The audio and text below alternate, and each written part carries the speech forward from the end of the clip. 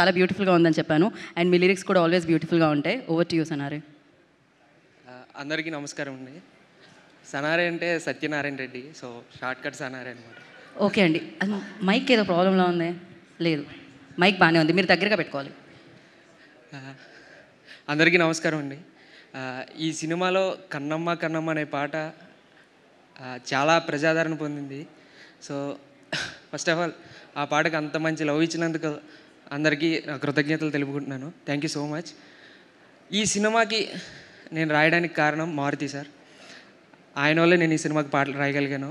So అంత మంచి అవకాశం ఇచ్చిన మారుతి సార్కి thank you so much sir.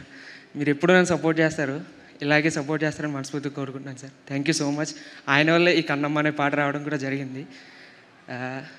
So ఈ సినిమా విషయానికి వస్తే ఫస్ట్ సుబ్బు గారు నాకు కథ చెప్పినప్పుడు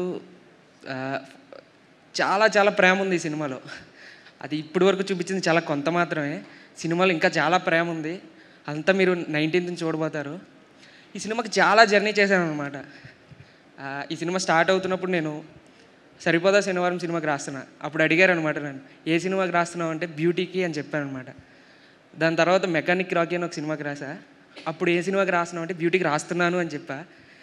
దాని తర్వాత hashtag single, home town, Jack ఈ మూవీస్కి రాస్తున్నా. అప్పుడు ఏ సినిమాకి రాస్తున్నావు అంటే బ్యూటీకి రాస్తూ ఉన్నాను అని చెప్పాను అనమాట.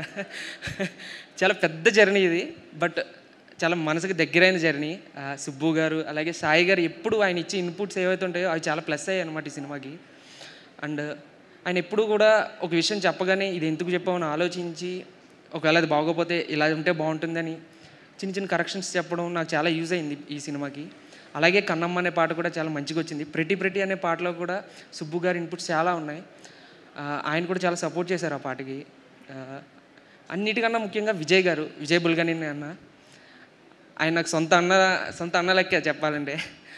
ఆయన సపోర్ట్ కూడా ఎప్పుడూ బాగుంటుంది అనమాట. నువ్వు రాయగలవు సనారే, మంచి పాట ఇద్దాం, మంచిగా చేద్దాం అంటే.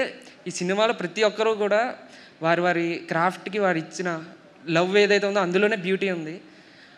ఈ సినిమా వచ్చిన ప్రతి పాత్ర కూడా నరేష్ గారు కానీ, వాసుకి గారు కానీ, అలాగే అంకిత్ గారు కానీ, నిలాకి, వీళ్ళందరూ కూడా వాళ్ళు మనసు పెట్టి చేసిన సినిమా ఇది. సో అందుకనే ఇంత మంచిగా నేను రాశాను, నాకు కూడా మంచి లిరిక్ వచ్చిందని నేను అనుకుంటున్నా.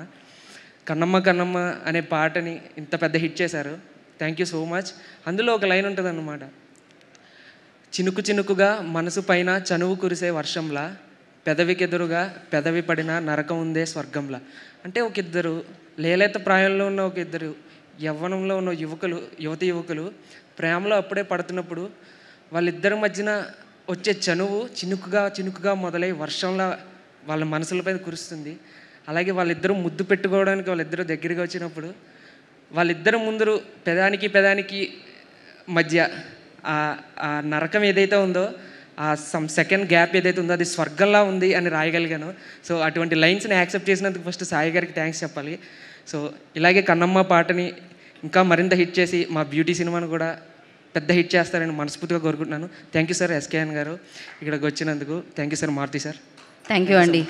మీ అనుభవంతో అంత బాగా రాసినందుకు మరొకసారి కృతజ్ఞతలు తెలియజేసుకుంటున్నాం సనారే గారు మీకు.